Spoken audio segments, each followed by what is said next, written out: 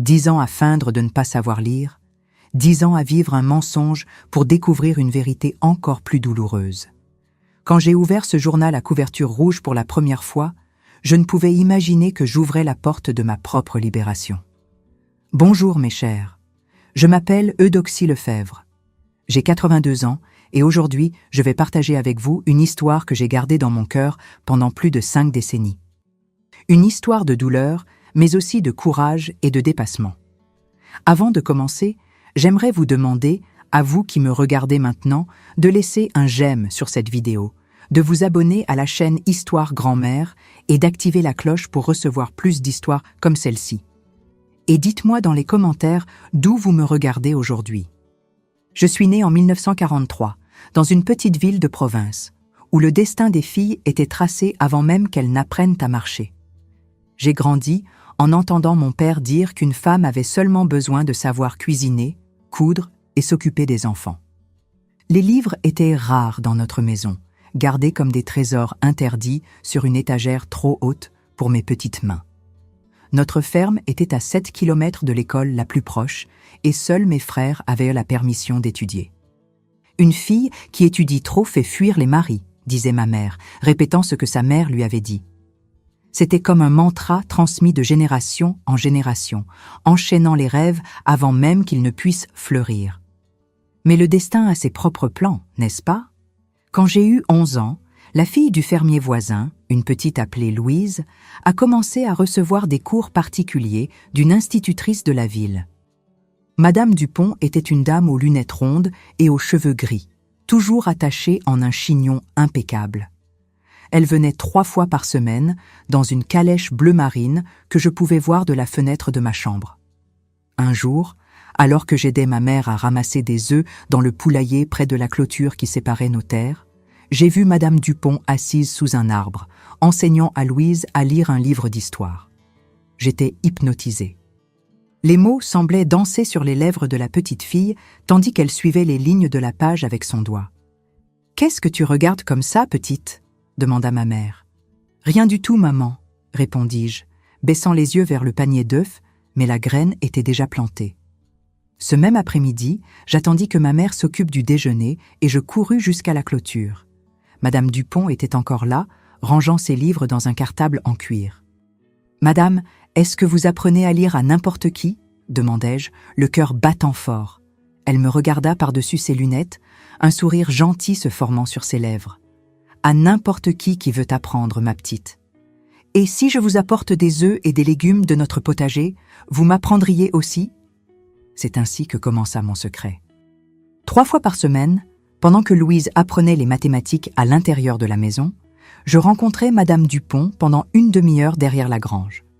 J'apportais un ballot avec des œufs frais, des tomates, de la salade ou ce que je pouvais prendre sans éveiller les soupçons. En échange, elle m'enseignait les lettres, puis les syllabes, les mots et, finalement, des phrases entières. J'apprenais à lire en cachette sous l'ombre des arbres, avec la peur constante d'être découverte. La nuit, je m'exerçais en dessinant des lettres dans la terre de la cour, les effaçant rapidement du pied. Quand je réussissais à obtenir un morceau de vieux journal, je le cachais sous mon matelas et le lisais à la lumière de bougies courtes que je subtilisais à la cuisine.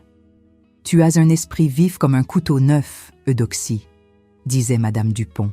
« C'est dommage que tant de filles comme toi n'aient pas la chance d'étudier. » J'ai passé 8 ans ainsi, apprenant en secret, dévorant n'importe quel texte qui tombait entre mes mains.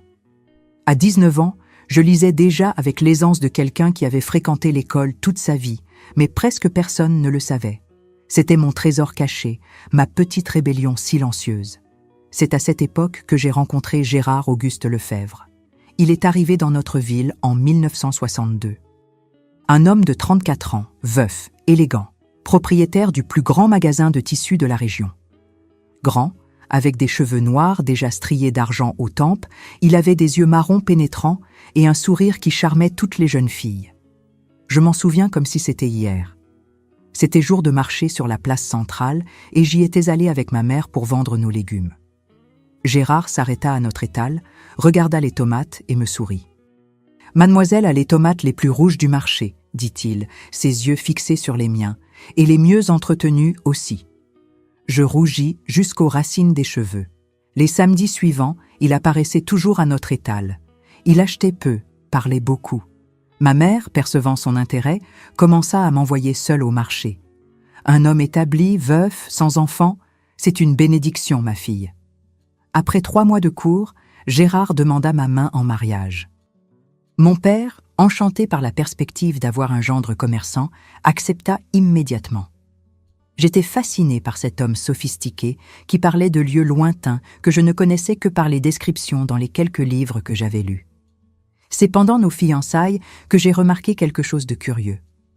Un jour, dans le magasin de tissus, Gérard me montra un catalogue avec les nouveaux motifs qui arrivèrent de la capitale. J'ai instinctivement commencé à lire les noms des tissus. Il parut surpris. « Vous savez lire, Eudoxie ?» Quelque chose me fit hésiter. Le ton de sa voix portait une note presque imperceptible de déception. Je mentis rapidement. Juste quelques mots simples que mon frère m'a appris. Celui-ci est de la soie, n'est-ce pas? Et celui-là? Celui-là, je ne sais pas. Le sourire revint sur ses lèvres, plus large maintenant.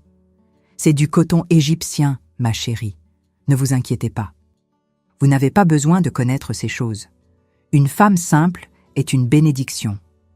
Laissez-moi m'occuper des affaires et des papiers. Cette phrase alluma un signal d'alarme en moi. Pourquoi semblait-il soulagé par mon ignorance supposée? Mais l'amour et l'inexpérience me firent ignorer ce signal.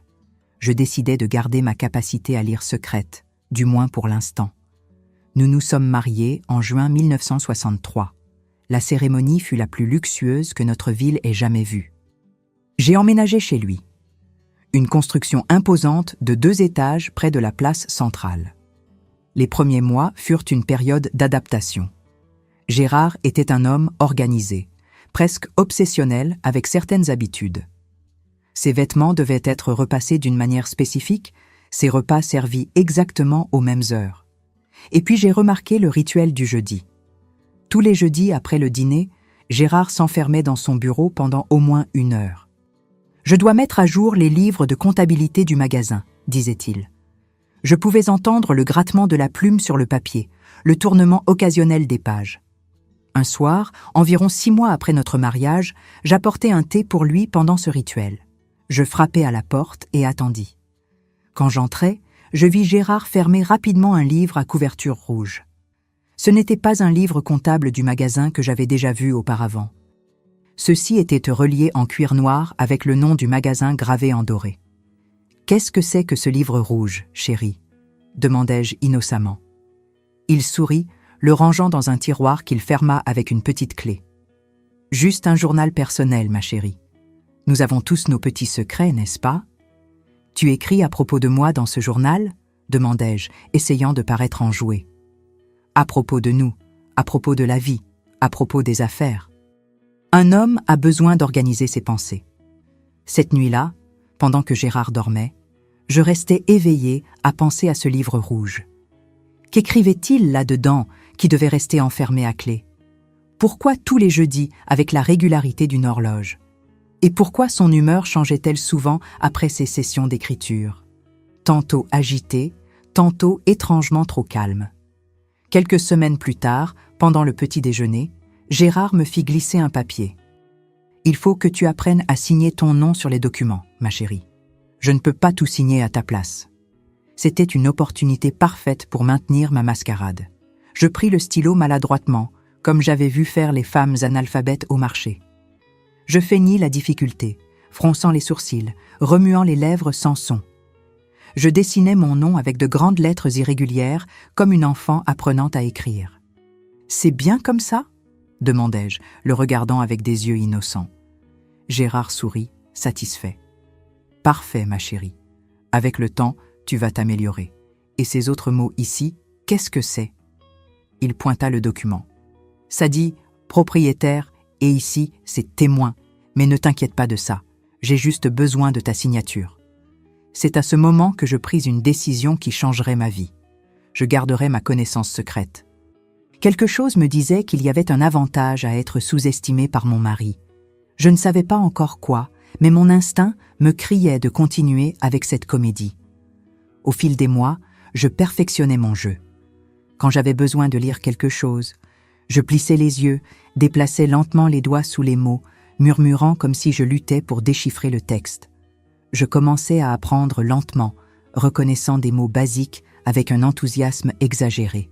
« Regarde, Gérard, ce mot est pain, n'est-ce pas? Et celui-ci, c'est lait. » Il réagissait toujours avec un sourire condescendant, parfois me tapotant la tête, comme si j'étais une enfant précoce.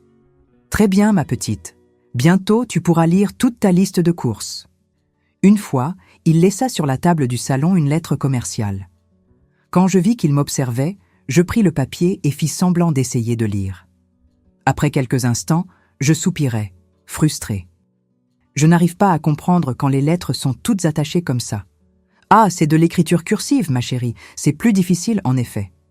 On dirait un tas de vers de terre qui dansent sur le papier, m'exclamai-je, lui rendant la lettre avec une expression découragée. Gérard rit, mettant le document dans sa poche. C'est pour ça que j'écris comme ça dans mon journal. C'est aussi la seule façon que j'ai apprise à l'école. Et comme ça, mes secrets restent protégés des yeux curieux.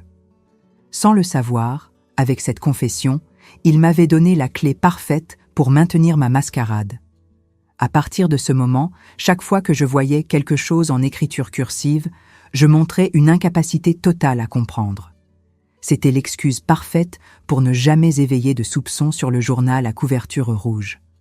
Le temps passa et je continuais à être l'épouse parfaite, belle, obéissante et presque analphabète. Gérard semblait de plus en plus à l'aise avec ma limitation apparente. Lors des réunions sociales, il expliquait aux autres avec une fierté paternelle comment il éduquait progressivement son épouse. Les hommes l'admiraient pour sa patience, les femmes me regardaient avec pitié, et chaque jeudi, ponctuellement après le dîner, il s'enfermait dans ce bureau avec son journal rouge, écrivant des secrets qu'il croyait à jamais protégés par mon ignorance et par son écriture cursive impénétrable. Ce qu'il ne savait pas, c'est que j'attendais simplement le bon moment pour découvrir ce que ces pages cachaient. Et ce moment arriverait plus tôt que l'un de nous ne pourrait l'imaginer. Si vous êtes arrivé jusqu'ici, merci beaucoup de votre compagnie. Comme je l'ai dit, je m'appelle Eudoxie et je partage une histoire que j'ai gardée secrète pendant de nombreuses décennies. Si vous ne vous êtes pas encore abonné à la chaîne, faites-le maintenant et activez la cloche.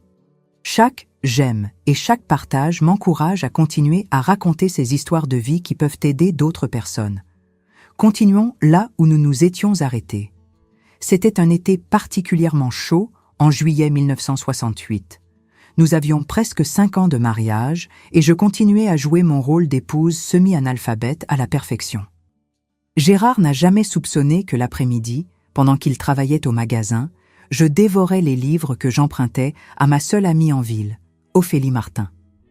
Ophélie travaillait dans l'unique banque de notre ville, une demoiselle célibataire d'une 30aine d'années qui affrontait les commentaires malveillants sur son statut de vieille fille avec un sourire énigmatique et une indépendance rare pour les femmes de cette époque. Nous nous sommes connus à l'église et d'une façon ou d'une autre, elle a percé mon secret. « Vous n'êtes pas aussi simple que vous voulez le paraître, n'est-ce pas, Eudoxie ?» me dit-elle un jour, alors que nous étions seuls, arrangeant des fleurs pour la messe du dimanche. Je me figeais, craignant que ma mascarade ait été découverte et parvienne aux oreilles de Gérard. « Je ne sais pas de quoi vous parlez, » répondis-je, évitant son regard. « Je vous ai vu à la messe dernière. Pendant que tout le monde regardait le livret de chant, vous regardiez droit devant vous, mais chantiez parfaitement chaque mot, sans même jeter un coup d'œil au livre une seule fois. Je sentis mon visage s'enflammer. J'avais été imprudente. « S'il vous plaît, ne le dites à personne, » murmurai-je. Ophélie sourit. « Votre secret est en sécurité avec moi. »« Mais pourquoi faire semblant? Votre mari ne serait-il pas fier d'avoir une épouse instruite ?» J'expliquai que Gérard semblait préférer mon ignorance supposée, comme si cela le faisait se sentir plus en sécurité, plus en contrôle. « Les hommes faibles craignent les femmes fortes, » répondit-elle simplement. « Et les hommes avec des secrets craignent les femmes intelligentes. » Cette phrase resta à tourner dans ma tête pendant des jours. Quel secret Gérard pouvait-il bien avoir? Notre vie semblait si ordinaire, si conforme aux standards de cette époque. Lui au magasin, moi à la maison, des dîners avec d'autres commerçants le samedi, la messe le dimanche. C'est Ophélie qui commença à me prêter des livres. Des romans, oui, mais aussi des livres sur la comptabilité de base, les droits des femmes et même un guide juridique sur les propriétés et les héritages. Je les cachais dans une fausse boîte à couture, sous des fils et des boutons, et ne les lisais que pendant les après-midi, toujours avec la fenêtre ouverte, pour entendre si quelqu'un approchait. La connaissance est une arme puissante, disait Ophélie, surtout pour nous les femmes qui en avons si peu. En ce juillet 1968, quelque chose d'extraordinaire arriva. C'était un jeudi, jour du rituel d'écriture de Gérard. Mais ce soir-là, nous avions reçu la nouvelle que son frère Théodore viendrait nous rendre visite le week-end. Gérard était visiblement nerveux. « Je dois préparer les chambres, nettoyer toute la maison », dit-il, en marchant de long en large. « Mais Marie fait tout le ménage chaque semaine », répondis-je, faisant référence à notre femme de ménage qui venait 3 fois par semaine. « Mon frère a des yeux de lynx, Eudoxie. Il voit de la saleté là où il n'y en a même pas », rétorqua Gérard, irrité. « Et cette femme ne sait pas nettoyer correctement. Demain, tu devras superviser chaque recoin. » Je réalisais que c'était la première fois qu'il mentionnait un défaut chez moi. D'habitude, ce n'était que des compliments sur la façon dont je maintenais la maison impeccable, sur mes talents de cuisinière, sur la manière dont je prenais soin de ses vêtements. La perspective de la visite de son frère aîné semblait le déstabiliser complètement. « Est-il très rigoureux ?» demandai-je, essayant de comprendre sa nervosité. Théodore est juge dans la capitale, il juge tout et tout le monde, dans et hors du tribunal. Gérard ajusta son col comme s'il était soudain devenu trop serré. « Je vais dans mon bureau maintenant. J'ai besoin d'organiser quelques documents avant son arrivée. » C'est alors que cela arriva. Dans son état d'agitation, Gérard commit une erreur qu'il n'avait jamais faite auparavant. Après s'être enfermé dans son bureau, il oublia la petite clé dans la serrure du tiroir où il gardait le journal à couverture rouge. Je le remarquai en entrant avec le thé que je lui servais toujours ces soirs-là. Il était tellement absorbé par son écriture, tellement bouleversé par la visite imminente de son frère, qu'il remarqua à peine ma présence. Je posai la tasse sur la table et sortis silencieusement. Mais l'image de cette petite clé dorée resta gravée dans mon esprit comme une braise. Cette nuit-là, je n'arrivais pas à dormir. À côté de moi, Gérard ronflait légèrement, épuisé après sa session d'écriture qui avait duré plus longtemps que d'habitude. Mon cœur battait si fort que je craignais qu'il puisse l'entendre. La clé, le tiroir, le journal rouge. Tous les jeudis pendant presque 5 ans. Vers 2 heures du matin, je pris mon courage. Je glissai hors du lit, enfilant mon déshabillé de soie, cadeau de lui pour notre dernier anniversaire de mariage. Je marchais pieds nus dans le couloir, évitant les planches que je savais qui grinçaient. La vieille maison semblait murmurer autour de moi, comme pour m'avertir ou m'encourager. Je ne savais pas exactement. Le bureau était baigné par la lumière argentée de la pleine lune qui entrait par la fenêtre. Je n'avais pas besoin d'allumer de lampe. Je m'approchai du bureau, en chêne massif, sentant le parfum de Gérard flottant encore dans l'air, mêlé à l'odeur de papier et d'encre. La clé était toujours là, petite, dorée, oubliée dans la serrure par un homme toujours si méticuleux. C'était comme si le destin avait conspiré pour ce moment. Je tournai la clé lentement, craignant que le clic de la serrure puisse résonner dans toute la maison. Le tiroir glissa doucement, révélant le journal à couverture rouge, exactement comme je l'imaginais, centré, aligné avec les bords du tiroir, comme tout dans la vie organisée de Gérard. Je le pris avec des mains tremblantes. Le cuir était doux au toucher, usé sur les bords par l'utilisation constante. Sur la couverture, en lettres dorées, déjà un peu effacées, mémoires et réflexions. GL, les initiales de Gérard Auguste Lefebvre. Pendant un moment, j'hésitais. Envahir sa vie privée semblait mal, même après des années de mascarade de ma part. Mais quelque chose en moi insistait que ce n'était pas seulement de la curiosité, c'était une nécessité, peut-être même de l'autopréservation. Je respirai profondément et ouvris le journal. Les pages étaient remplies de cette écriture cursive que je prétendais ne pas pouvoir lire. Ligne après ligne de confession, de réflexion et de secret. Je commençais par l'entrée la plus récente, datée du jour même. Jeudi 18 juillet 1968. Théodore vient samedi. Chaque fois que je reçois de ses nouvelles, je me sens comme si j'étais à nouveau jugé par mon propre sang. Il soupçonne les prêts, j'en suis sûr. Je devrais mieux cacher les documents. Heureusement, Eudoxie continue d'être la même épouse simple et obéissante que j'ai épousée. Son ignorance est ma plus grande sécurité. Je me sentis comme si j'avais reçu une gifle. Simple. Ignorance. C'était ainsi qu'il me voyait. Comment il me décrivait dans ses pensées les plus intimes. Je continuais à lire, désormais poussé tant par la douleur que par la curiosité. Les pages précédentes révélaient un modèle. Chaque jeudi, Gérard écrivait sur ses affaires parallèles, comme il les appelait. Des prêts à des taux usuraires pour des familles en difficulté. Des marchandises de contrebande cachées dans la cave du magasin. Des pots de vin versés aux inspecteurs de la mairie. Tout un monde de corruption et de malhonnêteté caché derrière la façade du respectable commerçant. Mais ce qui fit véritablement s'arrêter mon cœur fut une entrée de 6 mois plus tôt. Jeudi 20 janvier 1968, j'ai transféré 50. 0,00 francs supplémentaires sur le compte à Paris. Dans 3 ans, j'aurai assez pour commencer une nouvelle vie loin de cette ville provinciale.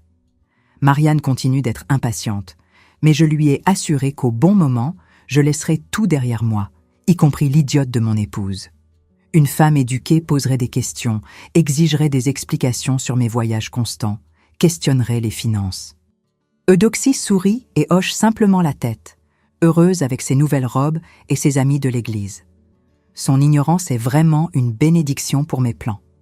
Marianne. Qui était Marianne? Et un compte à Paris. Des plans pour m'abandonner dans 3 ans. Je retournais plusieurs pages en arrière, cherchant plus d'informations.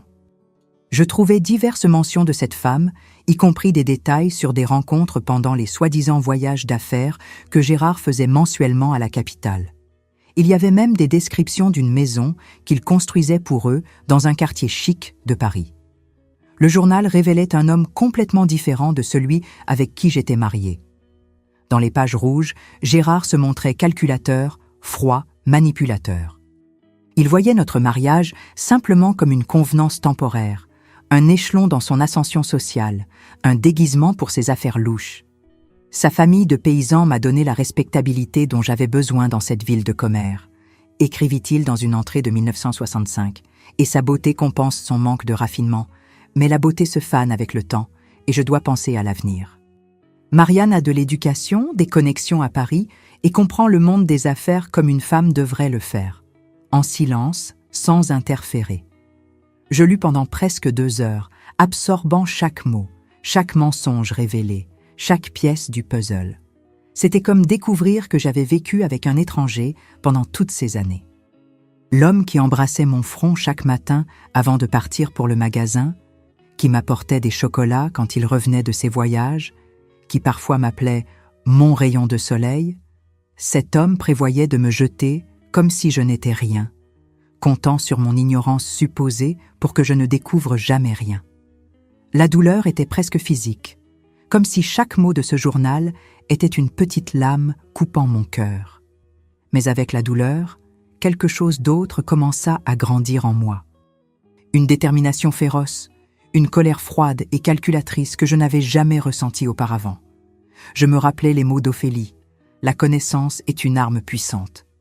Et maintenant, j'avais la connaissance la plus puissante de toutes, la vérité sur l'homme avec qui je partageais ma vie. Soigneusement, je copiais quelques-unes des entrées les plus révélatrices dans un petit carnet que je gardais caché pour mes exercices d'écriture. Je notais des dates, des montants, des noms, je documentais des détails sur le compte bancaire à Paris, sur la maison en construction, sur les affaires illégales. Puis, avec le même soin, je fermais le journal, le remis exactement dans la position où je l'avais trouvé, fermais le tiroir et retirais la clé. Je retournais dans la chambre et me glissais sous les couvertures à côté de l'homme qui, je le savais maintenant, était mon ennemi. Il bougea légèrement dans son sommeil, murmurant quelque chose d'inintelligible, et posa un bras sur moi dans un geste que j'aurais auparavant considéré comme affectueux, mais qui maintenant semblait une prison. Je restai rigide un moment, puis je forçai mon corps à se détendre. Je devais continuer à jouer un rôle. Mais maintenant, le rôle que j'interprétais avait complètement changé. Je n'étais plus l'épouse naïve, feignant de ne pas savoir lire pour plaire au mari traditionnel. Maintenant, j'étais une femme en guerre, utilisant mon ignorance supposée comme camouflage, me préparant pour une bataille que Gérard n'imaginait même pas devoir affronter. Cette nuit-là, alors que j'observais les premiers rayons de soleil entrer par la fenêtre de la chambre, je pris une décision. J'utiliserai la connaissance que je possédais maintenant pour construire ma propre libération, mais je n'agirai pas impulsivement. Non, je serai aussi méticuleuse que lui, aussi patiente, aussi calculatrice. Si Gérard pensait que mon ignorance était sa plus grande sécurité, je transformerais cette fausse ignorance en son plus grand piège. Je continuerai à feindre de ne pas savoir lire. Je continuerai à être l'épouse parfaite, obéissante, simple. Et pendant ce temps, en coulisses, je commencerai à tisser le filet qui finalement le capturerait. L'horloge sur la table de chevet marquait 5 heures du matin quand je fermai enfin les yeux, non pour dormir, mais pour commencer à planifier. Et pour la première fois depuis que j'avais découvert les véritables intentions de mon mari, je sentis un sourire se former sur mes lèvres. La guerre avait commencé et j'avais l'avantage de la surprise. Le matin suivant, la découverte du journal, je me réveillais avec une clarté que je n'avais jamais expérimentée auparavant. Le monde autour de moi semblait plus net, comme si un brouillard s'était dissipé. Je regardais Gérard, prenant son petit déjeuner, lisant le journal de la ville comme il le faisait tous les matins, et je me demandais comment je n'avais pas perçu la fausseté cachée derrière ses yeux marrons. « Tu as bien dormi, ma chérie ?» demanda-t-il, sans lever les yeux du journal. « Très bien, mon chéri, » répondis-je avec le même ton doux que toujours, lui servant plus de café. Mon esprit, cependant, travaillait frénétiquement. J'avais besoin d'un plan soigneusement, méthodiquement élaboré. Je ne pouvais pas simplement le confronter avec ce que j'avais découvert. Cela l'aurait seulement alerté. Et il était assez malin pour tout nier, pour me faire paraître la vilaine, l'épouse indiscrète qui avait envahi sa vie privée. « Je suis anxieux à propos de la visite de Théodore demain », commenta Gérard, pliant le journal. « Assure-toi que tout soit impeccable. » Mon frère a des yeux de faucon pour la moindre imperfection. « Je ferai tout parfait », promis-je, pensant à quel point cette visite pourrait être importante pour mes nouveaux plans. Théodore Lefebvre, le frère aîné, le juge, l'homme que Gérard craignait et respectait le plus. Dans les pages du journal, Gérard avait mentionné plusieurs fois combien il craignait que Théodore ne découvre ses affaires illicites, combien sa désapprobation était la seule chose qui le maintenait encore minimalement dans les limites de la loi. Théodore, avec son insupportable rectitude morale, avait-il écrit dans une entrée particulièrement amère, toujours à penser qu'il peut me juger avec ses yeux de juge incorruptible. Pendant que je nettoyais la maison ce jour-là, la préparant pour la visite, je commençais à élaborer mon plan. D'abord, je devais garantir un accès régulier au journal. La chance de la clé oubliée ne se répéterait pas facilement avec un homme aussi méthodique que Gérard. Ensuite, j'avais besoin d'un endroit sûr pour garder les preuves que je recueillerais. Et, finalement, j'avais besoin d'alliés. Ophélie serait ma première confidente. Je ne lui dirais pas tout d'un coup, mais suffisamment pour commencer à me mettre en mouvement. Cet après-midi même, avec l'excuse d'acheter des fleurs fraîches pour la visite de Théodore, j'allais à la fleuriste, qui se trouvait à seulement 2 pâtés de maison de la banque où travaillait Ophélie. Je calculais l'horaire pour coïncider avec sa pause déjeuner. Comme prévu, je la trouvais sortant de la banque ponctuellement à midi. Je fis un signe discret et elle traversa la rue pour me rencontrer. « Quelle agréable surprise, Eudoxie. Vous achetez des fleurs pour la maison. »« Oui, le frère de Gérard vient nous rendre visite demain, » répondis-je, sélectionnant quelques lys blancs. Puis, baissant la voix, j'ajoutai « J'ai besoin de vous parler de quelque chose d'important. C'est à propos de livres. Notre code pour nous rencontrer sans éveiller de soupçons était toujours « livre ». Ophélie comprit immédiatement. « Que diriez-vous de passer chez moi dimanche après la messe ? J'en ai quelques nouveaux que vous allez adorer. » Ce serait parfait. Cette nuit-là et le jour suivant passèrent dans un flou de préparatifs. Je nettoyais chaque centimètre de la maison, préparais la chambre d'amis, cuisinais les plats préférés que Gérard avait mentionnés, que son frère appréciait, tout en maintenant mon rôle d'épouse dévouée et semi-analphabète. Théodore arriva ponctuellement à 5 heures de l'après-midi samedi, grand comme Gérard, mais plus mince, avec des cheveux complètement gris, malgré ses 52 ans seulement. Ses yeux étaient de la même couleur marron, mais avaient une intensité différente, pas calculatrice comme ceux de son frère, mais pénétrant, comme s'il pouvait voir à travers les gens. « Alors, c'est la fameuse Eudoxie, dit-il, prenant mes mains dans les siennes. Mon frère n'a pas exagéré sur votre beauté. » Je rougis, non par la fausse modestie que je montrais habituellement, mais pour l'opportunité que je voyais s'ouvrir devant moi. Cet homme serait fondamental pour mes plans, même sans le savoir. Pendant le dîner, j'observais attentivement la dynamique entre les frères. Gérard, normalement si confiant et dominant, semblait diminuer en présence de Théodore. Il parlait plus bas, choisissait ses mots avec soin, évitait certains sujets. « Et comment vont les affaires de Gérard ?» demanda Théodore, tout en savourant le ragoût que j'avais préparé. « Très bien, le magasin prospère. Nous nous étendons vers les tissus importés. »« Intéressant. J'ai entendu dire qu'il y avait une augmentation des saisies de contrebande à la frontière. Des tissus étrangers sans taxe entrent dans le pays en nombres alarmants. » Gérard avala difficilement, sa fourchette s'arrêtant à mi-chemin de sa bouche. « Vraiment ? Je ne savais pas. Tous mes fournisseurs sont légitimes. »« bien sûr, répondit Théodore avec un sourire qui n'atteignait pas ses yeux. Plus tard, quand je servis le café dans le salon, Théodore se tourna vers moi avec un intérêt sincère. « Gérard m'a dit que vous apprenez à lire, Eudoxie. C'est admirable. Beaucoup de femmes de votre génération n'ont pas eu cette opportunité. » Je lançai un regard rapide à Gérard, qui hocha légèrement la tête, comme donnant la permission de parler du sujet. « Oui, monsieur. »« J'essaie. C'est difficile quand on commence tard. Mais votre frère a été patient avec moi. »« Elle arrive déjà à lire des mots simples, » intervint Gérard, avec ce ton condescendant qui maintenant me retournait l'estomac. « Mais l'écriture cursive est encore un mystère complet pour elle. » Théodore fronça légèrement les sourcils. « Cela me rappelle notre mère. Elle non plus n'avait pas d'éducation formelle, mais elle avait une sagesse naturelle qui compensait cela. Je suis sûr que vous aussi avez beaucoup d'autres talents, Eudoxie. Elle est excellente en cuisine et maintient la maison impeccable, s'empressa de dire Gérard, comme si c'était le maximum qu'on pouvait attendre d'une femme. Quelque chose dans le regard de Théodore me dit qu'il voyait plus que Gérard ne l'imaginait. Pendant un bref moment, j'eus envie de tout lui dire, de révéler la vérité sur mon alphabétisation, sur ce que j'avais découvert dans le journal. Mais la prudence prévalut, ce n'était pas encore le moment. Le dimanche, après la messe, j'obtins ma conversation désirée avec Ophélie.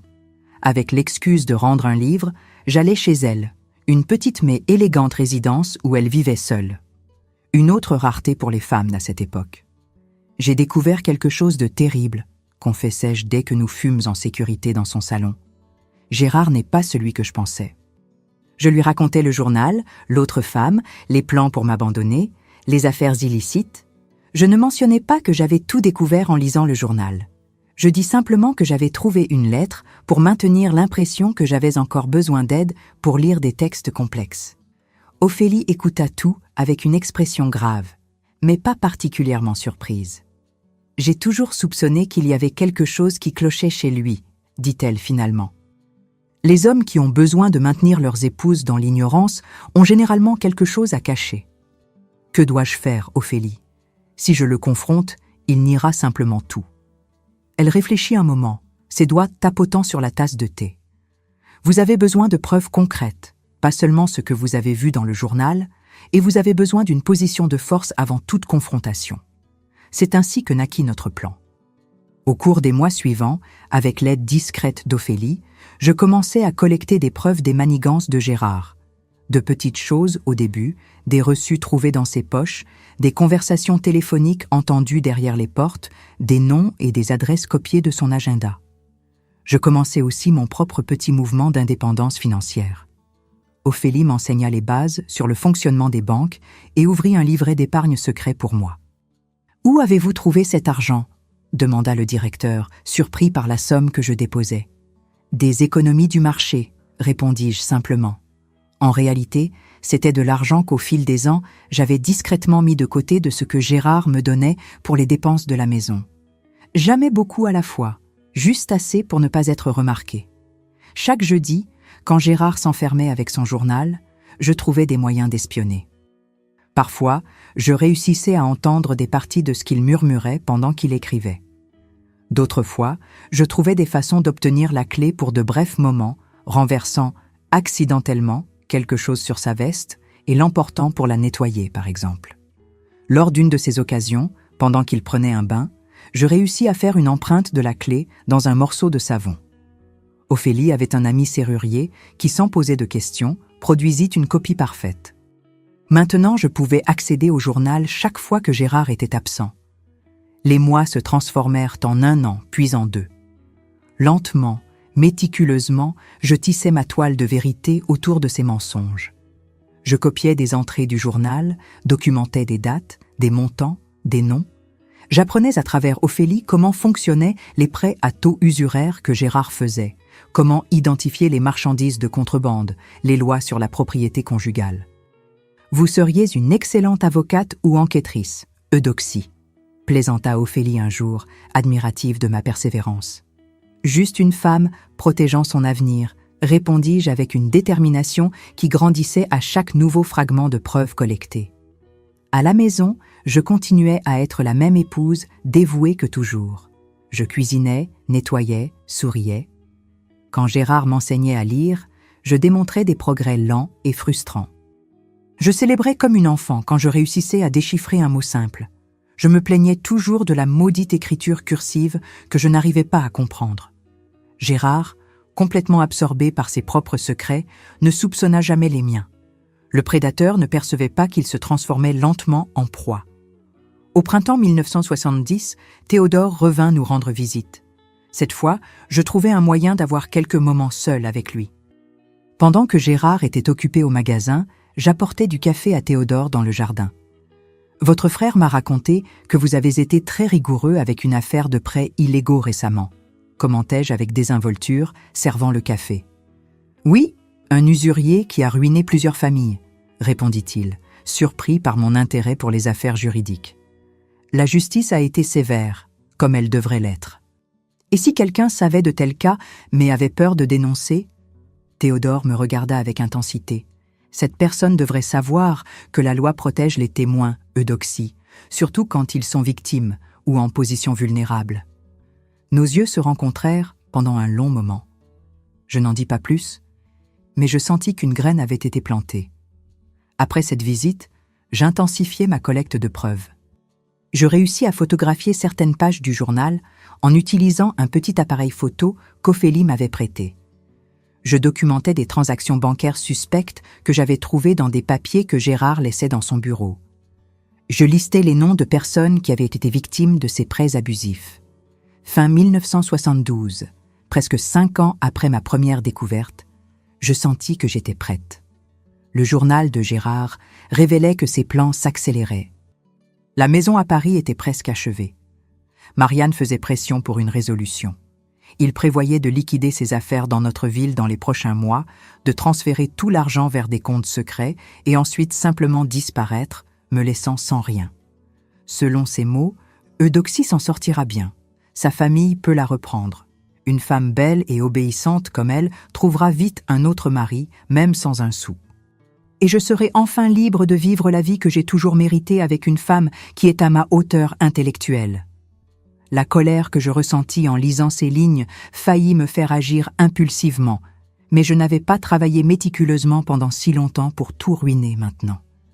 Mon plan devait être exécuté au bon moment, de la bonne façon. Il était temps d'utiliser ma carte la plus puissante, Théodore. Un après-midi où Gérard était en voyage d'affaires, que je savais être une rencontre avec Marianne à Paris, je m'assis au bureau où il écrivait son journal. Avec le stylo en main, je commençai à écrire une longue lettre adressée à son frère. Cette fois, je ne feignis pas la difficulté. Je laissai mon écriture couler naturellement, claire, ferme, éduquée. J'annexais des copies des preuves les plus accablantes. J'expliquais tout. Comment j'avais appris à lire en secret quand j'étais enfant. Comment j'avais réalisé que Gérard préférait me maintenir dans l'ignorance. Comment j'avais découvert le journal et ses plans au fil des ans. je scellais l'enveloppe adressée au tribunal de la capitale où Théodore travaillait.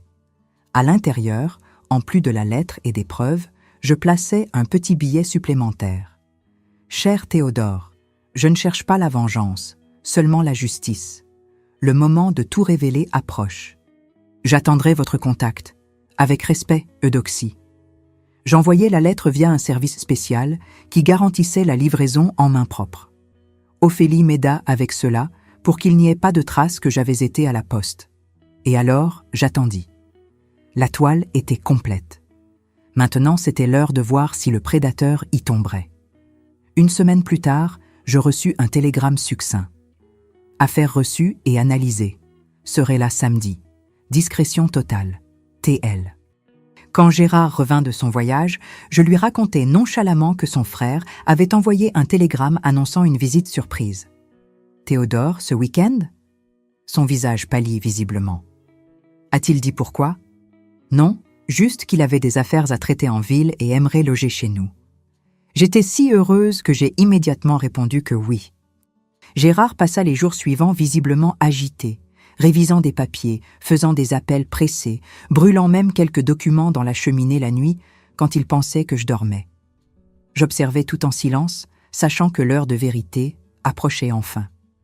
Après presque 10 ans à feindre de ne pas savoir lire, j'étais sur le point de montrer non seulement que je savais, mais que j'avais utilisé cette connaissance pour démanteler soigneusement le château de mensonges que mon mari avait construit. Et le plus ironique, tout commencerait avec un journal écrit en écriture cursive, la même écriture que je jurais ne pas pouvoir déchiffrer, la même écriture qu'il croyait être sa protection parfaite contre mes yeux ignorants. Le jour des comptes approchait, et j'étais prête. La toile de la vérité était complète, attendant que son créateur réalise enfin que tout ce temps, il n'était pas le prédateur qu'il pensait être, mais la proie que j'avais patiemment encerclée. Le matin du samedi 7 avril 1973 se leva avec une clarté presque symbolique. Le ciel était d'un bleu intense, sans un seul nuage, comme si la nature voulait s'assurer que rien n'obscurcisse ce qui était sur le point d'arriver. Je me réveillais avant l'aube, chose inhabituelle pour moi, mais le poids de la journée qui m'attendait rendait impossible de continuer à dormir. À côté de moi, Gérard semblait également agité dans son sommeil, murmurant des mots inintelligibles, son visage contracté dans une expression d'inquiétude, même en rêve. Je l'observais quelques instants, cet homme avec qui j'avais partagé un lit pendant presque 10 ans, cet étranger qui ne m'avait jamais vraiment connu. Je me levai silencieusement et allai dans la cuisine préparer le petit déjeuner. Théodore arriverait vers 10 heures du matin et tout devait être parfait. Non par anxiété de plaire comme avant, mais parce que ce serait le dernier acte de la pièce que j'avais méticuleusement mise en scène pendant une décennie. Pendant que l'eau pour le café bouillait, je pensais à comment ma vie avait changé depuis cette nuit de janvier 1968, quand j'avais découvert le journal pour la première fois. La jeune naïve que j'étais avait complètement disparu, remplacée par une femme qui avait appris à utiliser le silence comme arme, la patience comme stratégie et la connaissance comme pouvoir. Gérard apparut dans la cuisine à 7 heures, déjà vêtu de son meilleur costume gris, comme s'il allait à une audience formelle et non recevoir son frère à la maison. « Bonjour », dit-il, la voix tendue. « As-tu préparé la chambre d'amis comme je l'ai demandé ?»« Oui, mon chéri, tout est prêt.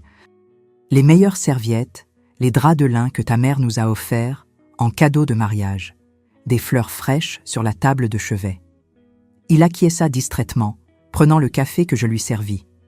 Théodore a dit combien de temps il comptait rester ? Non, il a juste mentionné qu'il avait des affaires à traiter ici. Gérard tambourina des doigts sur la table, un tic nerveux qu'il montrait rarement. As-tu remarqué quelque chose d'étrange dans son ton quand il a envoyé le télégramme ? Semblait-il en colère ou trop formel ? Je haussai les sourcils avec une fausse innocence. Je ne sais pas si bien lire, Gérard, tu le sais. Mais la demoiselle de la poste qui me l'a lu n'a rien mentionné d'inhabituel. Il se détendit un peu, mais ses yeux restaient inquiets. Je vais au magasin régler quelques affaires en suspens avant son arrivée. Je reviendrai à 9 heures. Dès qu'il sortit, je courus dans la chambre et ouvris la petite boîte à bijoux où je gardais ma copie de la clé du tiroir du journal. Non pour le lire, je savais déjà tout ce que j'avais besoin de savoir, mais pour m'assurer qu'il serait exactement où il devait être. C'était un jour où rien ne pouvait mal tourner. À 9h30, Gérard revint, encore plus tendu qu'à son départ. Il portait avec lui une serviette en cuir marron qu'il plaça dans son bureau. Au bruit de la clé tournant, je compris qu'il l'y avait enfermée. Plus de preuves étant cachées, imaginai-je. J'ai préparé le déjeuner que Théodore préfère, commentai-je tout en arrangeant des fleurs au centre de la table du salon. Ce cassoulet qu'il a tant complimenté la dernière fois. Gérard répondit à peine, consultant sa montre de poche pour la 3e fois en 5 minutes. Ponctuellement à 10h, nous entendîmes le bruit d'une voiture s'arrêtant devant la maison. Gérard ajusta sa cravate, passa la main dans ses cheveux et se dirigea vers la porte. Je le suivis, jouant le rôle de l'épouse dévouée pour la dernière fois. Théodore descendit de la voiture, grand et imposant dans son costume sombre. Ses yeux, généralement chaleureux quand il me voyait, étaient sérieux aujourd'hui. Il salua son frère d'une brève poignée de main, rien de l'accolade habituelle. Puis il se tourna vers moi avec un sourire contenu. « Eudoxie, si bon de vous revoir. Le plaisir est tout pour moi, Théodore. Soyez le bienvenu dans notre maison. » Il tint ma main un moment de plus que d'habitude, un geste subtil de solidarité que Gérard ne remarqua pas, trop occupé par sa propre anxiété. Nous entrâmes et j'offris du café que Théodore accepta, tandis que Gérard refusa, prétextant en avoir déjà trop bu. En réalité, je savais qu'il était trop nerveux pour manger ou boire quoi que ce soit. Après quelques minutes de conversation banale sur le voyage et la météo, Théodore posa sa tasse sur la table et regarda directement son frère. « Gérard, je ne suis pas venu seulement pour une visite sociale. Il y a des sujets sérieux dont nous devons discuter. » Le visage de mon mari perdit toute couleur, mais il tenta de garder sa contenance. « Bien sûr, nous pouvons aller dans mon bureau. »« En fait, » interrompit Théodore, « ce que j'ai à traiter implique aussi Eudoxie. Je préfère que nous parlions ici, tous les trois ensemble. » Mon cœur s'accéléra. C'était maintenant. Après presque 10 ans, le moment de vérité était enfin arrivé. Théodore sortit de sa sacoche une enveloppe brune cachetée. « J'ai reçu des informations troublantes, Gérard, des informations sur tes affaires, tes arrangements personnels et tes plans futurs. »« Je ne sais pas de quoi tu parles, » répondit Gérard automatiquement, mais sa voix défaillit sur le dernier mot. « Je crois que si, » continua Théodore, ouvrant l'enveloppe et en sortant une liasse de papier. « J'ai ici des preuves de prêts à taux usuraires faits à des familles vulnérables de notre ville. J'ai des registres de marchandises de contrebande stockés dans la cave de ton magasin. J'ai des documents concernant un compte bancaire à Paris qui ne figurent sur aucune de tes déclarations officielles. » Chaque mot semblait un coup physique à Gérard, qui se recroquevillait légèrement à chaque nouvelle accusation. Ses yeux se déplaçaient frénétiquement entre son frère et les papiers, essayant de comprendre comment tout cela était parvenu à Théodore. « J'ai aussi ceci, » dit le juge, sortant de l'enveloppe un objet qui fit presque s'arrêter mon cœur. Le journal à couverture rouge. Gérard pâlit complètement. « Comment ? Comment as-tu obtenu ça ? C'était enfermé dans mon bureau. »« Cela n'a pas d'importance maintenant, » répondit Théodore. « Ce qui importe, c'est son contenu. »« Tu n'avais pas le droit d'envahir ma vie privée comme ça ?» s'exclama Gérard, sa voix montant dans la panique. « Ce sont mes pensées personnelles, mes réflexions privées. »« Réflexions privées ?» répéta Théodore avec froideur. « Tu appelles tes plans pour abandonner ta femme, tes confessions sur des affaires illicites et tes rendez-vous avec une autre femme des réflexions privées ?» Gérard se tourna alors vers moi, les yeux écarquillés de désespoir. « Eudoxie, ne le crois pas. Ce sont des mensonges, des distorsions, des malentendus. » Je maintins mon expression soigneusement confuse et peinée, comme si j'essayais de comprendre quelque chose au-delà de ma capacité. « Je ne comprends pas, Gérard. De quoi parle-t-il » C'est à ce moment que Théodore fit quelque chose qui changea tout.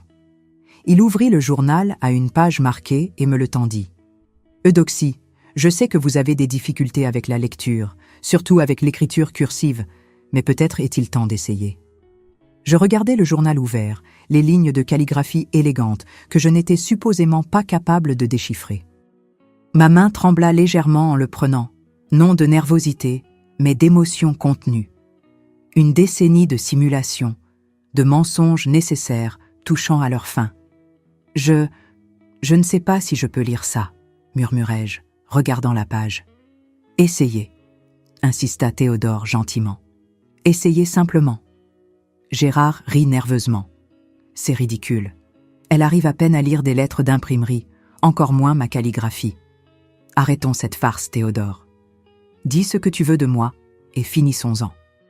Je l'ignorais, et feignis l'effort, bougeant mes lèvres silencieusement, comme je le faisais toujours quand j'essayais de lire.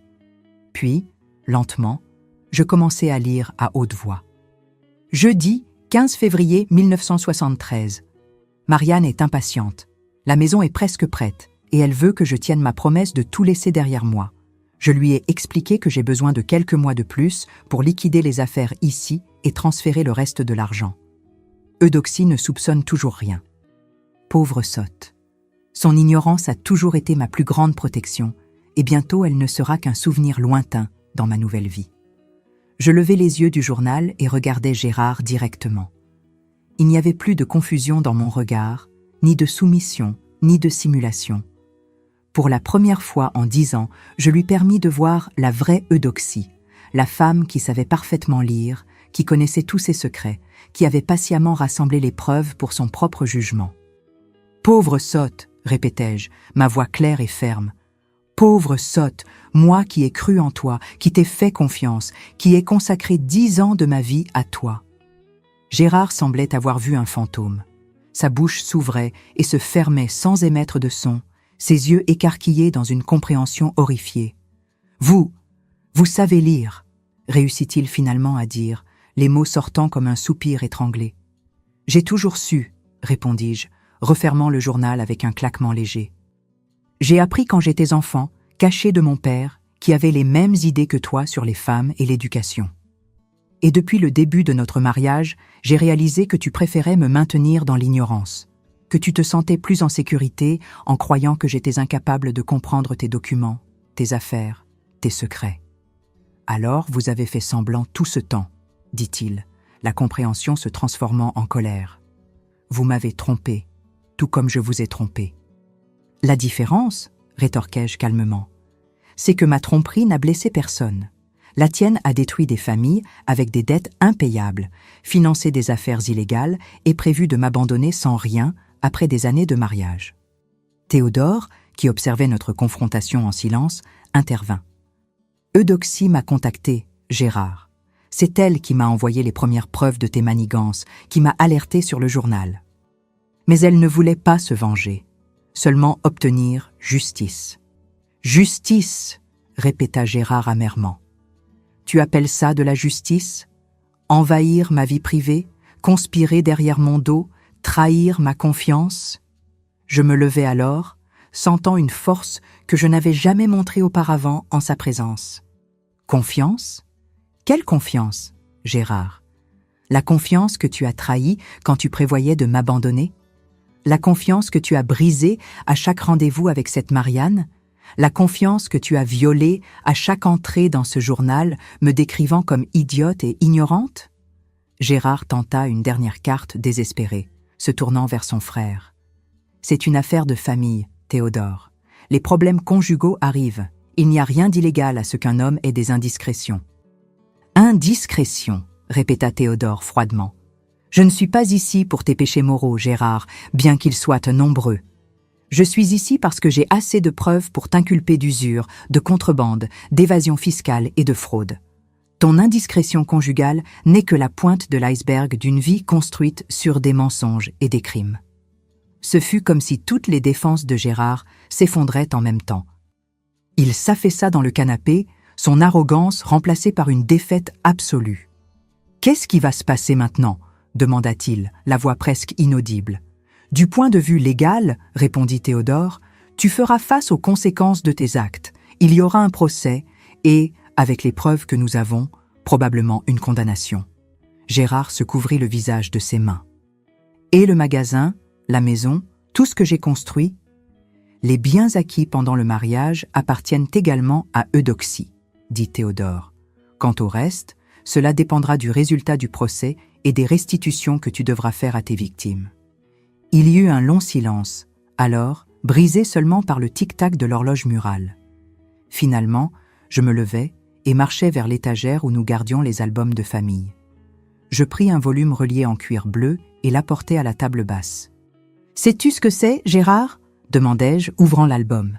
Il regarda sans intérêt. « Nos photos de mariage. Et alors ?»« Regarde de plus près, insistai-je. » Entre les pages de l'album soigneusement cachées se trouvaient des copies des principales preuves que j'avais collectées au fil des ans. Reçus, photographies de documents, notes détaillées de dates et montants. « Ceci a été mon propre journal, » expliquai-je. Pendant que tu écrivais tes secrets dans ce carnet rouge, je documentais chaque découverte, chaque mensonge révélé, chaque pièce du puzzle. Et contrairement à ton journal, le mien avait un but plus grand que simplement me défouler. Le mien cherchait la justice. Gérard regarda ces pages comme si elles étaient des serpents venimeux. « Pourquoi, Eudoxie ? Pourquoi ne pas m'avoir confronté dès que tu as découvert ? Pourquoi cette mise en scène élaborée pendant tant d'années ?» La question me surprit. Non par la question elle-même, mais en réalisant qu'après tant de temps focalisé à démasquer Gérard, je n'avais jamais vraiment articulé pour moi-même les raisons les plus profondes de ma stratégie. « Parce que tu ne m'as jamais donné la chance d'être entendue comme une égale, » répondis-je finalement. « Depuis le début, tu as décidé qui je devais être. Une épouse belle et ignorante, un trophée pratique à exhiber puis à jeter. Si je t'avais confronté au moment où j'ai découvert le journal, qui m'aurait cru? Qui aurait donné crédit à la parole d'une femme semi-analphabète contre un commerçant respecté de la ville? Je fis quelques pas dans le salon, sentant des décennies de frustration enfin trouver des mots. Tu as créé un monde où ma voix n'avait pas de valeur. J'ai donc dû apprendre à survivre dans ce monde, à utiliser tes propres règles contre toi. J'ai dû devenir invisible à tes yeux pour pouvoir vraiment voir qui tu étais. Un silence pesant remplit la pièce après mes paroles. Théodore me regardait avec un mélange d'admiration et de compassion. Gérard semblait avoir vieilli de 10 ans en 1 heure. « Que veux-tu finalement » demanda-t-il, définitivement vaincu. « Je veux recommencer » répondis-je simplement. « Je veux vivre sans mensonge, ni les tiens, ni les miens. Je veux utiliser l'éducation que j'ai conquise en secret pour aider d'autres femmes à ne jamais avoir besoin de feindre l'ignorance pour survivre. » À ce moment, pour la première fois en 10 ans, je sentis le poids de la mascarade quitter mes épaules. Je n'étais plus l'épouse soumise et limitée que Gérard pensait que j'étais. Je n'étais plus l'actrice interprétant un rôle jour après jour. J'étais simplement Eudoxie, une femme qui avait utilisé l'arme qu'on voulait utiliser contre elle, sa supposée ignorance, pour construire sa propre libération. La confrontation qui suivit, les conséquences légales pour Gérard, le partage des biens, tout cela ne fut que l'épilogue d'une histoire qui, dans mon esprit, avait atteint son apogée à ce moment de révélation. L'instant exact où j'avais pris le journal rouge et lu à haute voix, couramment, les mots qu'il n'avait jamais imaginé que je puisse comprendre. Des mots en écriture cursive, ces vers de terre qui dansent sur le papier que j'avais pendant une décennie feint de ne pas pouvoir déchiffrer. Dans les mois qui suivirent cette confrontation d'avril 1973, ma vie se transforma complètement. Comme un papillon émergeant de sa chrysalide, j'abandonnai l'Eudoxie qui feignait d'être pour devenir la femme que j'avais toujours été intérieurement, et bien plus encore. Gérard fit face aux conséquences de ses actes. Avec les preuves présentées par Théodore, il fut inculpé de divers crimes financiers. Le procès fut discret pour éviter le scandale, mais la sentence fut rigoureuse. 3 ans de prison et restitution aux familles lésées par ses prêts abusifs. Avant d'être emmené, il demanda à me parler une dernière fois. Nous nous rencontrâmes dans la salle des visites du commissariat sous le regard attentif d'un garde. Gérard semblait avoir vieilli de 20 ans, en quelques semaines seulement. Les vêtements élégants avaient été remplacés par des tenues simples. Ses cheveux bien coiffés poussaient maintenant sans soin. « Je n'arrive pas à comprendre, » dit-il, la voix basse pour que seul moi puisse entendre. « Comment as-tu réussi à me tromper pendant si longtemps ?» Je regardai dans les yeux de cet homme que j'avais cru aimer un jour et répondis avec la simplicité de la vérité. « De la même façon que tu as trompé tout le monde, Gérard. Les gens voient ce qu'ils s'attendent à voir. Tu t'attendais à voir de l'ignorance en moi, alors c'est tout ce que tu as réussi à percevoir. » Il hocha lentement la tête. « Et Marianne, tu savais pour elle depuis le début ?»« Depuis 1968. Chaque lettre, chaque rendez-vous, chaque plan pour votre nouvelle vie ensemble. Je savais tout. Un silence pesant tomba entre nous. Finalement, il posa la question qui semblait vraiment lui importer. « M'as-tu jamais vraiment aimé, Eudoxie ?» La question me surprit après tout ce qui s'était passé. C'était donc ça qui le préoccupait? Ses sentiments à lui, pas les miens, ses blessures, pas celles qu'il avait causées. Typiquement Gérard, toujours le centre de tout. « Oui, » répondis-je honnêtement. « Au début, j'ai vraiment aimé l'homme que je pensais que tu étais. Ensuite, j'ai appris à aimer la femme que j'ai découverte en moi-même. » Je me levai pour partir, mais il saisit doucement mon poignet. « Que vas-tu faire maintenant? Comment vas-tu vivre ?» Il y avait une curiosité sincère dans sa voix, peut-être même de l'inquiétude. Peut-être que, à sa manière déformée, il avait développé une certaine affection pour moi au fil des années. Je vais vivre comme j'aurais dû vivre depuis le début, sans simulation, sans mensonge, sans avoir besoin de diminuer qui je suis pour correspondre aux attentes des autres. Je quittais le commissariat en me sentant plus légère que je ne l'avais jamais été. Le divorce fut finalisé en un temps record grâce à l'intervention discrète de Théodore. Dans le cadre de l'accord, la maison où nous vivions et la moitié des biens du magasin me revinrent. L'autre moitié fut liquidée pour payer les restitutions aux victimes des manigances de Gérard. Les premiers mois furent un tourbillon de changements et de découvertes. Soudain, j'étais une femme divorcée de 30 ans, financièrement indépendante, dans une petite ville de province, au début des années 1970. Les mauvaises langues ne tardèrent pas à se manifester. Pauvre Eudoxie, abandonnée par son mari qui s'est trouvé une autre femme à Paris, chuchotaient les dames à l'église, sans savoir que la vérité était exactement l'inverse. Une femme sans éducation. Comment va-t-elle gérer cette énorme maison toute seule? Questionnèrent d'autres, ignorant complètement mes capacités. Ce fut Ophélie qui me donna le conseil qui changerait tout. Utilise ce qu'ils pensent contre eux-mêmes, comme tu l'as toujours fait. S'ils croient que tu sais à peine lire, imagine leur surprise quand ils verront ce que tu es capable de créer. Et ainsi naquit mon grand projet. Je transformais le salon de la maison, ce même salon où Gérard avait tant de fois exhibé sa supposée supériorité intellectuelle, en une petite école pour femmes adultes. Non seulement pour enseigner à lire et à écrire, mais pour offrir le type de connaissances qui nous était refusé. Notions de droits légaux, finances de base, histoire des femmes. « École Nouveau Matin », l'appelai-je sur une plaque discrète à l'entrée. Au début, seuls 3 élèves timides se présentèrent. Joséphine, une veuve de 52 ans qui n'avait jamais eu la permission de son mari d'étudier. Marie, notre ancienne femme de ménage, qui rêvait de lire les lettres que son fils envoyait de l'armée, et Marguerite, une jeune épouse de 19 ans, dont le mari violent lui interdisait de sortir de la maison, mais qui réussissait à s'échapper 2 fois par semaine, faisant semblant d'aller au marché.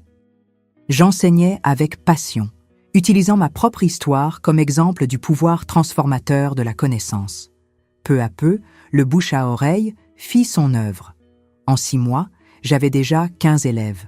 En 1 an, plus de 30 femmes de différents âges remplissaient mon salon, assoiffées d'apprendre.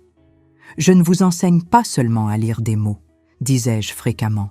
« Je vous enseigne à lire le monde, à lire vos droits, à lire vos propres possibilités. » Pour les plus jeunes, j'offrais l'espoir d'un avenir différent.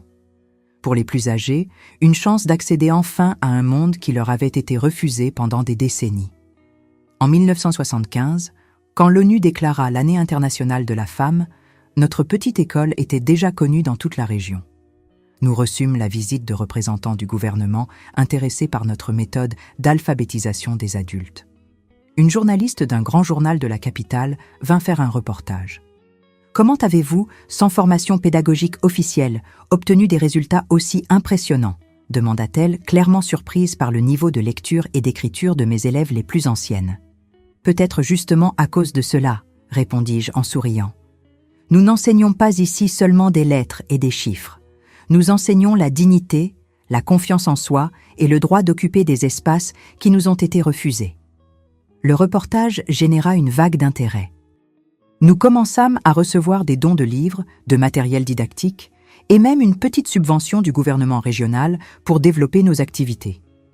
Avec ces ressources, j'achetai la maison voisine et nous agrandîmes l'école.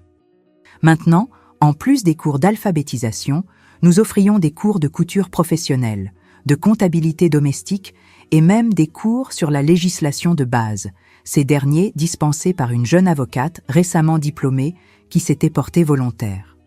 Fin 1976, 3 ans après la confrontation avec Gérard, je reçus une lettre inattendue. Le papier portait l'entête de la prison d'État et l'expéditeur était lui-même. « Chère Eudoxie », commençait la lettre dans son écriture cursive inconfondable, maintenant un peu plus tremblante. « J'ai appris par des voies indirectes le succès de votre école. Je confesse que j'ai été surpris, bien que je ne devrais peut-être pas l'être. Vous avez toujours été plus que ce que vous sembliez être, n'est-ce pas? C'est peut-être la grande leçon que je tire de cette expérience.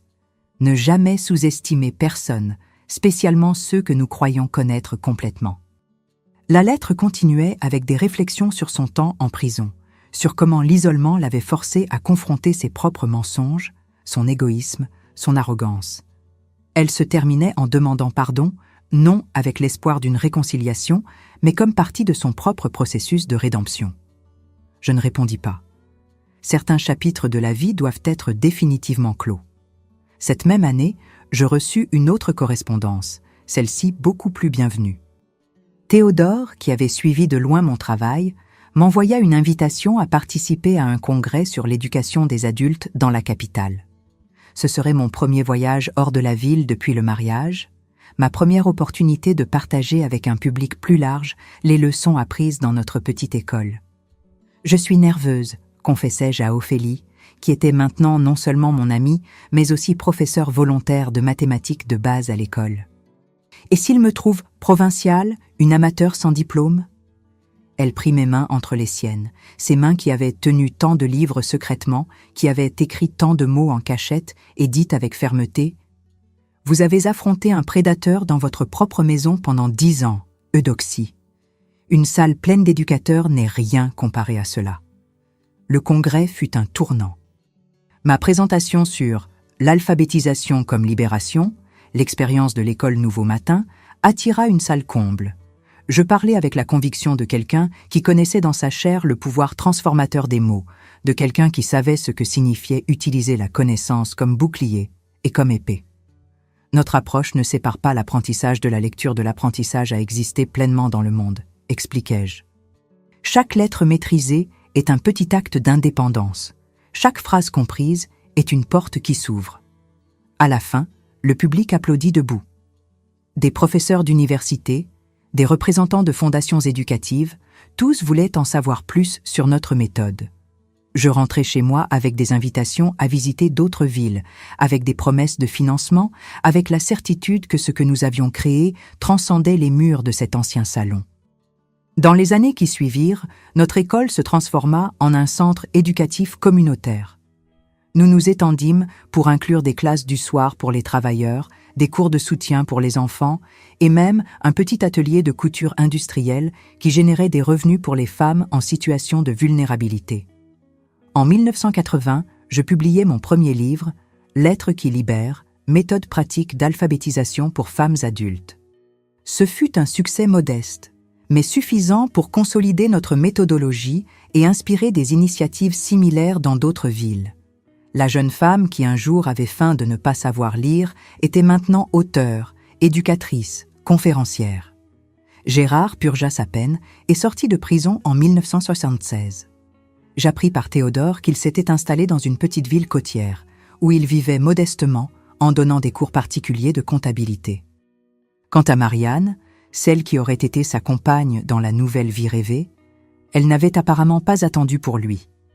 Elle s'était mariée avec un homme d'affaires de la capitale et nous n'eûmes plus jamais de nouvelles d'elle. C'est curieux comme la vie dessine ses chemins. Gérard, qui valorisait tant le statut et les apparences, finit par vivre dans la simplicité qu'il avait toujours méprisée. Moi, qui avais été forcé à feindre des limitations intellectuelles, j'ai fini par construire une vie dédiée à combattre ces mêmes limitations chez d'autres femmes. En 1985, déjà âgée de 42 ans, je reçus une invitation pour enseigner dans une université nationale. C'était une opportunité extraordinaire, spécialement pour quelqu'un sans formation académique formelle. Mais mon travail pratique, mes publications et, principalement, les résultats obtenus à l'école Nouveau Matin parlaient d'eux-mêmes. J'acceptais, bien que j'ai continué à m'impliquer dans l'administration de l'école, maintenant gérée par un conseil formé d'anciennes élèves. C'est à cette époque que je rencontrai Auguste, un professeur de littérature française, veuf, aux yeux bienveillants et aux conversations stimulantes. Notre relation grandit lentement, basée sur un respect mutuel et une admiration sincère. Nous nous mariâmes lors d'une simple cérémonie en 1987, entourés d'amis de l'école, de collègues de l'université et de certaines de mes premières élèves, qui étaient maintenant des femmes indépendantes, beaucoup avec leurs propres entreprises ou carrières. « Je n'ai jamais pensé trouver quelqu'un comme vous », me dit Auguste le soir de notre mariage. Quelqu'un qui connaît si profondément la valeur des mots. S'il savait à quel point je connaissais vraiment cette valeur. Les mots qui m'avaient sauvé, les mots que j'avais utilisés comme bouclier, les mots qui m'avaient finalement libéré. Notre vie ensemble fut tranquille et pleine. Auguste n'essaya jamais de me diminuer, ne se sentit jamais menacé par mes accomplissements. Au contraire, il en était fier, m'encourageait à aller plus loin, à écrire davantage, à partager plus largement mon expérience.